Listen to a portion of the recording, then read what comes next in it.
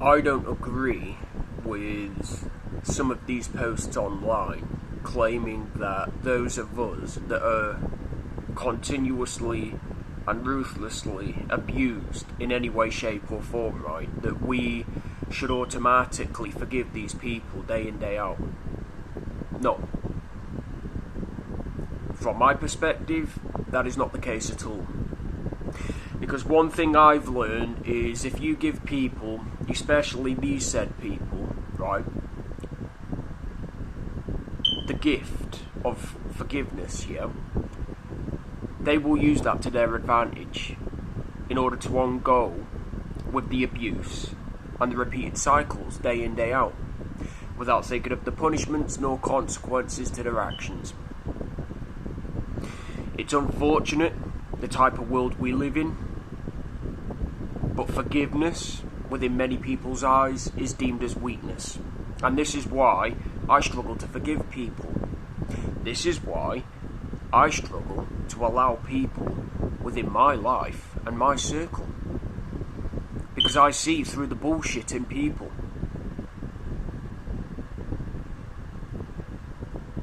Now, assuming, of course, there is actual change there, spiritual change, psychological change, and assuming, of course, they're genuinely sorry for the way that they treated us, then I would say a little bit of forgiveness here and there is perfectly acceptable. But ongoing forgiveness to people that actually love doing what they do by spreading evil upon us, no.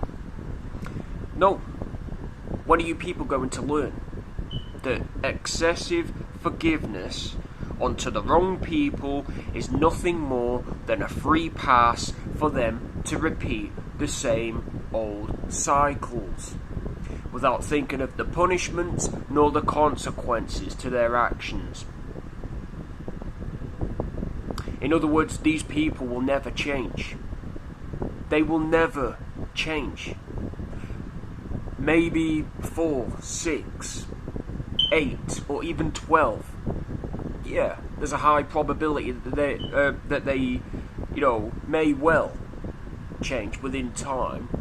According to the gospel, it's 10 commandments, judgments, and statutes. But the vast majority of people, on the other hand, that choose to live a double-minded life, no, they will never change. And this is why I'm extremely strict on who I give my forgiveness to. Because like I said, it's unfortunate, the world that we live in, people. But if you give double-minded people the gift of forgiveness here, they will use that to their advantage. And they will use it to keep on with the escapades, as you will. Because they see it as a form of weakness. They see it as a form of weakness. That's like me walking outside now, treating somebody like complete and utter shit, yeah, with a satanic or a narcissistic grin on my face, right? And then automatically seeking forgiveness from that person. Oh, I know I was an arsehole. I know I did wrong. I know I lived like a degenerate, but I'm asking you for your forgiveness so that I can actually, in fact, keep this arcade going, you know. No, life does not work like that, and people are going to experience a rude awakening soon enough. When bad things after bad things after bad things keep on coming their way, however many folds over, according to the weight that they dished it onto us. When are you people going to wake up? Like I said, giving the vast majority of people forgiveness today is nothing more than a weapon. You are telling them that it's perfectly healthy for them to keep on with their escapades towards you. Why? Because forgiveness is deemed as weakness in their eyes. Therefore, they think it's perfectly acceptable to keep on treating us the way that they do. And yet they have the audacity to demand forgiveness. Who are you fooling? As a matter of fact, who are any of you fooling? It's not me. You chose. I didn't make you. You chose to keep on treating me the way that you did. That was your free will. You made the consecutive choice to treat me the way that you did, right? I didn't plant that thought there. You chose, out of your free will, to deny and violate my free will. And yet it's you same people that demand forgiveness. No, you are on your own, and you are left to reap whatever you sow, however many folds over. And I hope that it crushes each and every one of you and gives you the rude awakening that you actually in fact need. Because you cannot go around living a double-minded life and then expect to reap in all of the fruits along with blessings and gifts of the gospel. I mean, are you really that deluded into thinking that you possibly can live both lives like that? You're an absolute moron. You're a fool. And the truth does not reside within any of you. So people, once again, to those of you sharing quotes online or paragraphs, as you will, that we must automatically give our forgiveness freely onto everybody and anybody. No, I don't believe that at all. I don't believe it for 1 minute. And I've shared in this video as to why I don't believe that. Because many people, given today's day and age, see it as a sign of weakness to continue with their escapades of disrespect, disgrace, along with oppression, and only God knows what else. These people will never learn. They are so far gone within this matrix that they actually think that they can live a double-minded life out of persecution and then expect all of the good stuff from the gospel. There's no way in saving these people. You're just giving biblical passages, right? You are also telling them the ugly side of the passage, the gospel, but yet they're not willing to listen. Because to them, life is all fun and games. They are immature, spiritually and psychologically, and they will forever refuse to grow and evolve in order to age gracefully later on down the line. You know, to them, life is childlike. They want to live like children, 24/7. And what happens with the childlike dynamic? Talking from past experiences.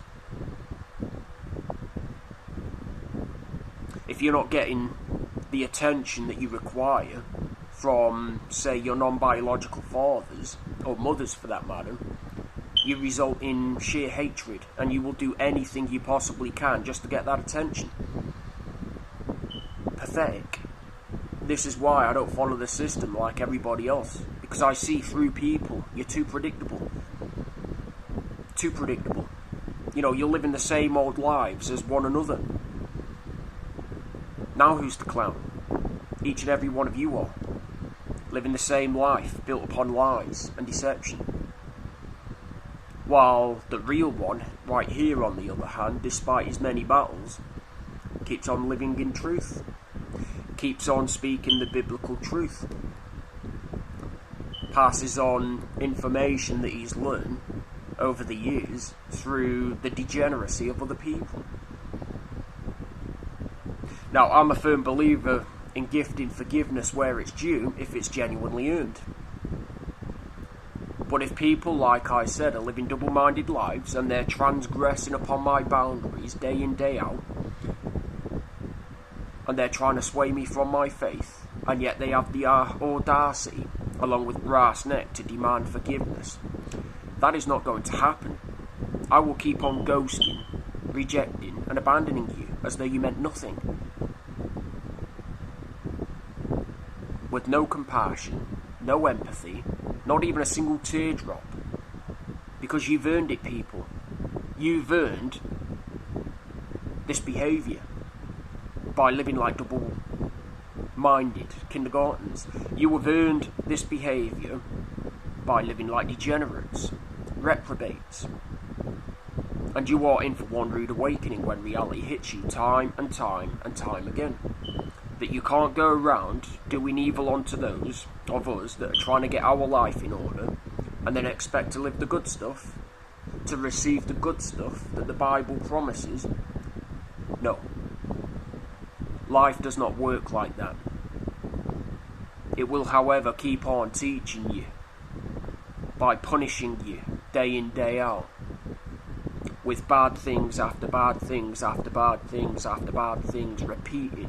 The hell with it, you could even receive, say, 25 or 50 bad things happen to you within the space of a minute. Talking once again from past experience. And this is God's way in saying, right, you rejected me, you didn't want to listen to the truth, I am now passing you over to your false gods, your false idols. And I am going to allow them to do whatever they will with you. I'm going to allow them to punish you in whatever way they deem as right, I guess. Assuming, of course, it's on his command, God's command. Because like I said, people, you can't live a double-minded life. Do evil onto those that are trying to get their life in order and then expect, to receive good things from the Bible. No. Light does not fellowship with darkness. Jesus was known to eat with sinners. He was known to pray upon God himself, to forgive people.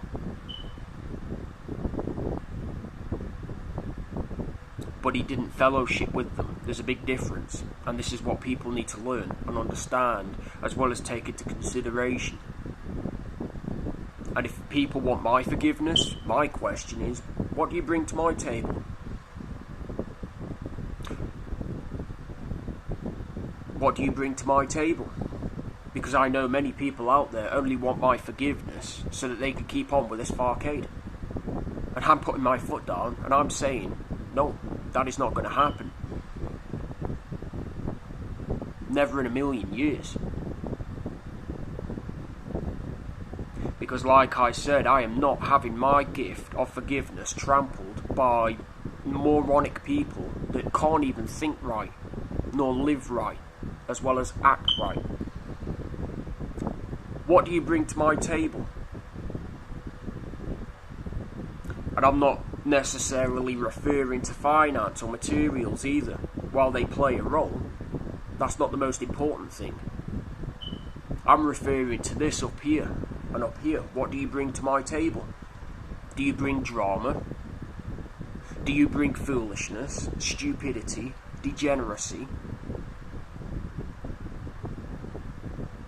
Are you wanting to take from me 24/7 only to laugh and joke? With the short temporary hits of joy that you get from doing what you do, only to then have it all stripped away from you. Now you're left with enrage. If that's all you're wanting from me, there's no deal to be made. There is no contract to be signed, and I will shut my door behind each and every one of you. If you mean well, and you have good intentions, and you actually want to see me prosper, as well as grow and evolve, and continue to age, then by all means, let's talk.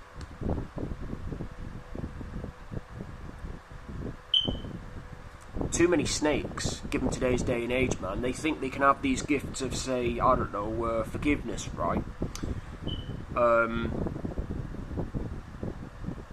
Along with grace, and yet still choose to live in sin. I don't think so.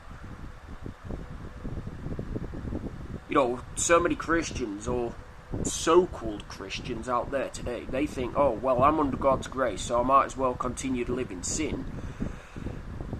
They're deluded. They're brainwashed. They have no clue as to what they're talking about, nor do they have a clue as to who God really is. When you're gifted the gift of grace, and yet you choose to willfully trample that gift of grace. That no longer is a gift, because you've trampled that gift of grace. Therefore, it is now a disgrace, because you have disgraced God by choosing to take his gift along with blessing of grace, right? And you people choose to squander that grace as though it meant nothing with your own degenerative lies. Grace is given unto those that are wanting to turn away from their sinful life, not so that they can continue to live in it. And this is what many people don't understand. They're warped in the head. They have no clue. They're so far gone. I mean, if I'm struggling to save said people, just imagine what it was like for God through the Son of Man, who so happened to be Jesus Christ. Just imagine what it was like for them, day in, day out. Absolute nightmare. I'm guessing if you call, say God, who so happened to be Jesus Christ incarnate on a good day, he might be excessively happy and joyful himself. But a lot of the time he was serious. Life wasn't a game to him. Life wasn't all about, having fun and games and doing all of this childlike stuff, which is what many people do. Hence why a lot of the time he was distant, and he basically grew himself apart from not only the world, but everybody else within it.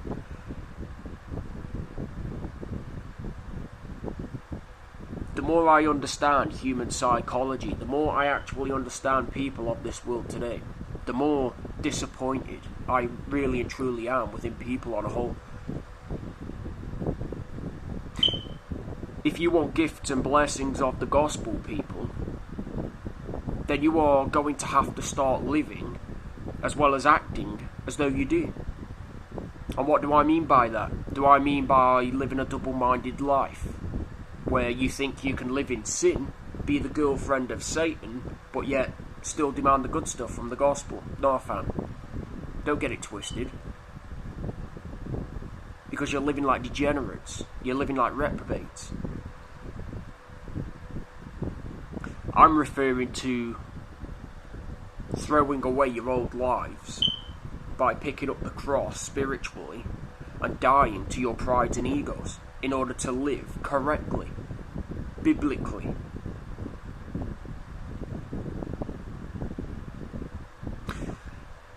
We claim to want gifts of the gospel, but yet we trample them without even realising it.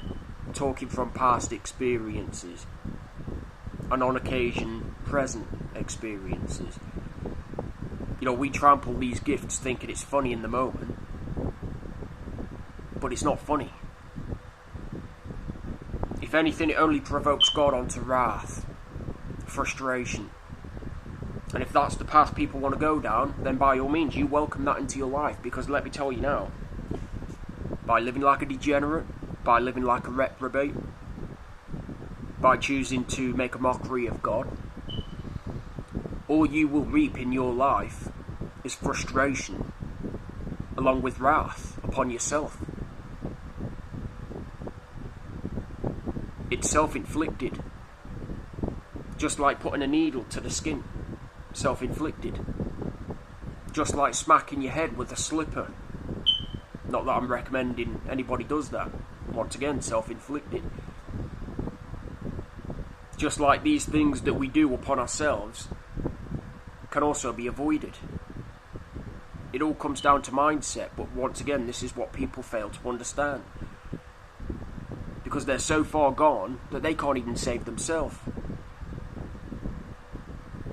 And yet they demand us to save them. No, fam.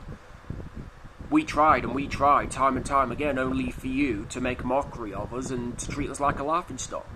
And yet you have the audacity, along with Brass Net, to want us to save you. No. Because we are actually, in fact, too busy trying to save ourselves from all of the bullshit that this world has inflicted upon us throughout years upon years of indoctrination.